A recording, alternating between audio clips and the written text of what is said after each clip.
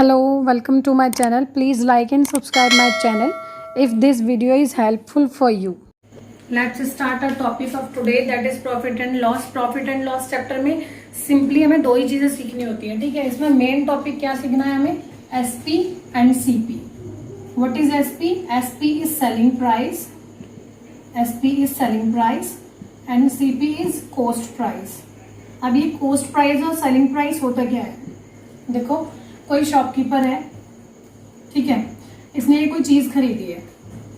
अब इसने ये जितने रुपए में खरीदी है, परचेज की है शॉपकीपर ने, ये है मेरा शॉपकीपर। कोई भी शॉपकीपर है, वो कितने रुपए में किसी चीज को खरीद रहा है, वो होता है उस चीज का कॉस्ट प्राइस। इसने जितने रुपए में इसको खरीदा है, और ये सामने वाले को उसे कितने रुपए में बेच रहा है, वो होता है उसका सेलिंग प्राइस। तो शॉपकीपर किसी भी चीज को, किसी भी थिंग को जितने रुपए में खरीदता है, that is the cost price, और उसे कितने रुपए में बेचता है, वो है सेलिंग प्राइस। तो the price at which a shopkeeper buys a thing, that is cost price, and the price at which the shopkeeper sell anything, that is selling price. तो ये कॉस्ट प्राइस और सेलिंग प्राइस में आपको difference पता चल गया। अब आप सिंपली सोचिए, शॉपकीपर अगर कम पैसे में किसी चीज को खरीद रहा है, कम रुपीज में, और ज्यादा में बेच रहा है, तो ऑब्वियसली उसको प्रॉफिट होगा। तो प्रॉफिट कैसे पता लगाएंगे हम? प्रॉफिट पता लगाने का सबसे इजी तरीका, अगर मेरा सीपी एसपी से हमेशा ग्रेटर है, if the CP is greater than SP, sorry, if SP is greater than CP, अगर मेरा सेलिंग प्राइस कॉस्ट प्राइस से ग्रेटर होगा, तो ऑब्वियसली मेरे को हमेशा क्या होगा, प्रॉफिट होगा। तो प्रॉफिट कैसे निकालूंगी मैं? सेलिंग प्राइस में से कॉस्ट प्राइस माइनस कर दिया, तो जितना मेरे पास एक्स्ट्रा मनी बचा है वो क्या हो जाएगा, प्रॉफिट हो जाएगा। तो जब भी सेलिंग प्राइस कॉस्ट प्राइस से ग्रेटर होता है, तब ऐसे केस में हमेशा हमें प्रॉफिट होता है। लॉस का क्या सीन है? ऑब्वियसली देखो, अगर कोई चीज मैंने ज्यादा पैसे में खरीद ली है, कॉस्ट प्राइस उसका ज्यादा है, लेकिन सेलिंग प्राइस कम है, तो मैं ज्यादा में खरीद रही हूँ, कम में बेच रही हूँ, तो लॉस क्या होगा, सीपी माइनस एसपी। तो प्रॉफिट और लॉस निकालने के लिए हमें सबसे पहले एसपी और सीपी पता होना चाहिए। Selling price cost price greater है तो लॉस होगा, और सेलिंग प्राइस अगर ग्रेटर है तो प्रॉफिट होगा।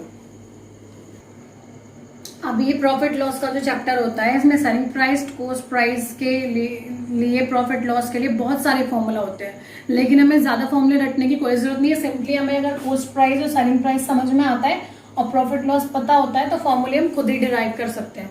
देखो, प्रॉफिट से मैं कितने फॉर्मूले डिराइव कर सकती हूँ। फर्स्ट फॉर्मूला तो यही हो गया कि अगर एसपी ग्रेटर है और सीपी स्मॉलर है, तो सेलिंग प्राइस ज्यादा है, ज्यादा में बेचा, कम में खरीदा, तो उसको क्या हुआ, प्रॉफिट हुआ। अब इससे मैं एसपी कैसे निकाल सकती हूँ? देखो, सबसे पहले अगर मैं इधर आ जाते हैं, हम इस फॉर्मूले से एसपी कैसे निकाला जाएगा। एसपी हमें निकालना है, तो सीपी इसके साथ है, इसको इधर ले आओ, और जब भी हम किसी चीज को ट्रांसपोज करते हैं दूसरे साइड में, तो उसका साइन भी चेंज हो जाता है। तो सीपी माइनस में है ना, इधर ही आके प्लस में हो जाएगा। तो मैंने क्या निकाल लिया इससे मैंने एसपी निकाल लिया। इसी तरह से मैं सीपी भी निकाल सकती हूँ। अब अगर मुझसे सीपी पूछा जाता है और मुझे प्रॉफिट और सेलिंग प्राइस दिया हुआ है, तो सीपी को अकेला कर दो, एसपी में से प्रॉफिट को माइनस कर दो। तो अगर मुझे एक फॉर्मूला पता है, तो I can conclude the all three formulas from this. Learn करने की इसमें कोई नीड नहीं होती है। प्रॉफिट में अगर मैं कॉस्ट प्राइस जोड़ दूं, तो मुझे क्या मिल जाएगा, सेलिंग प्राइस, और मैं अगर सेलिंग प्राइस में से प्रॉफिट को हटा दूं, तो मुझे क्या मिलेगा, कॉस्ट प्राइस। नेक्स्ट आता है लॉस। अब मैं इससे कैसे डिराइव कर सकती हूँ? सिंपली देखो, अगर मुझे पूछा जाता है कि आपको सीपी बताना है, तो सीपी कैसे निकालेंगे?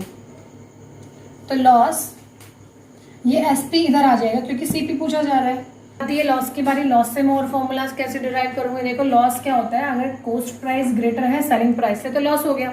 अब इससे नेक्स्ट फॉर्मूला कैसे डिराइव होगा, अगर मुझसे कॉस्ट प्राइस पूछा जाता है और लॉस और सेलिंग प्राइस दिया हुआ है, तो जो पूछा जाता है उसका अलोन करना होता है ना, सिंपली। तो सीपी को यहाँ पे अलोन छोड़ दो और एसपी इधर से इधर आ जाएगा। तो जब भी हम ट्रांसपोज करेंगे तो साइन भी चेंज हो जाएगा, तो माइनस से इधर किस में हो जाएगा, प्लस में हो जाएगा। तो सीपी का फॉर्मूला निकल गया। इसी तरह से हम एसपी का भी निकाल सकते हैं। अब मुझे अगर एसपी पूछा जाता है, तो इसको अलोन कर दो, लॉस को उधर ले जाओ, सीपी माइनस लॉस। तो इनको लर्न करने की कोई जरूरत नहीं होती। अगर मुझे दो फॉर्मूले आते हैं, तो we can conclude all the formulas from it. और सिंपली हम इसको बेसिक लाइफ से जोड़ के भी कर सकते हैं। देखो, अगर सेलिंग प्राइस पूछा जाता है और आपको प्रॉफिट हो रहा है, तो आपने जितने में खरीदा उसमें प्रॉफिट ऐड कर लो, तो आपको पता चल गया ना कि आपने कितने में उसको बेचा होगा। और आपको कॉस्ट प्राइस पूछ रहे हैं, आपको सेलिंग प्राइस जितने में आपने बेचा उसमें से अपना प्रॉफिट हटा दो, तो वो जो बचेगा उसमें उस पैसे में आपने उस चीज को खरीदा होगा। तो हम इसको बेसिक लाइफ से ज्वाइन करके भी इजीली डिराइव कर सकते हैं और इन फॉर्मूलाज से भी इन अदर फॉर्मूलाज को डिराइव कर सकते हैं। Now let's see the one examples of this profit and loss. यहाँ पे देखो कॉस्ट प्राइस दिया हुआ है 500 और सेलिंग प्राइस दिया है 200, तो which is greater? CP is greater than SP। आप ज्यादा में खरीद रहे हो, कम में बेच रहे हो, तो ऑब्वियसली हमें क्या होगा? लॉस होगा। तो CP ग्रेटर है तो CP में से SP को माइनस करना पड़ेगा ना, तो 500 minus 200, my answer will be ₹300। तो मुझे ₹300 का क्या हो गया? लॉस हो गया। नेक्स्ट देखते हैं, CP है 800, मतलब आपने कोई चीज कितने में खरीदी है? इतने रुपए में, और बेची कितने है? इतने रुपए में। आप खुद देखो, आपका कॉस्ट प्राइस तो कम है, कम में खरीद रहे हो, ज्यादा में बेच रहे हो। SP आपका ग्रेटर है, तो आप ज्यादा में बेच रहे हो, कम में खरीद रहे हो, तो हमें ऑब्वियसली क्या हो जाएगा? प्रॉफिट हो जाएगा। और SP ग्रेटर है तो SP माइनस CP, तो इसका भी हम इजीली आंसर निकाल सकते हैं। आंसर आ जाएगा ₹400। तो इस तरह से हम अपने आंसर्स को डिराइव कर सकते हैं अगर हमें SP और CP का क्लियर है concept. Now next example, find the cost price. हमें क्या फाइंड करना है? कॉस्ट प्राइस फाइंड करना है। सेलिंग प्राइस दिया हुआ है, प्रॉफिट दिया हुआ है। आप सिंपली भी माइंड से सोचो, फॉर्मूला लर्न करने की कोई जरूरत नहीं है। कॉस्ट प्राइस हमें निकालना है, सेलिंग प्राइस दिया हुआ है, प्रॉफिट दिया हुआ है। तो हमने उस चीज को बेचा कितने में? 800 रुपए में, 800 रुपीज में, और उसमें 800 रुपीज में ही मैंने 100 रुपए का प्रॉफिट भी कमाया है। तो मेरा कॉस्ट प्राइस कितना होगा? मेरा कॉस्ट प्राइस क्या होगा? अगर मैं सेलिंग प्राइस में से जितने में मैंने बेचा था उसमें से अपना प्रॉफिट हटा दूं, जो मुझे एक्स्ट्रा मनी मिला था उसको हटा दूं, तो क्या बचेगा? कॉस्ट प्राइस बचेगा ना ऑब्वियसली। तो इसको हम सिंपली वैसे भी लिख सकते हैं अगर हमें कॉन्सेप्ट क्लियर है तो। जितने में मैंने सेल किया उसमें से जो मुझे एक्स्ट्रा इनकम हुई थी, प्रॉफिट हुआ था, उसको हटा दिया, माइनस कर दिया, तो क्या बचेगा? कितने में खरीदा था वही हमारे पास बचेगा। तो फॉर्मूला हमारे पास ऐसे ही बन गया।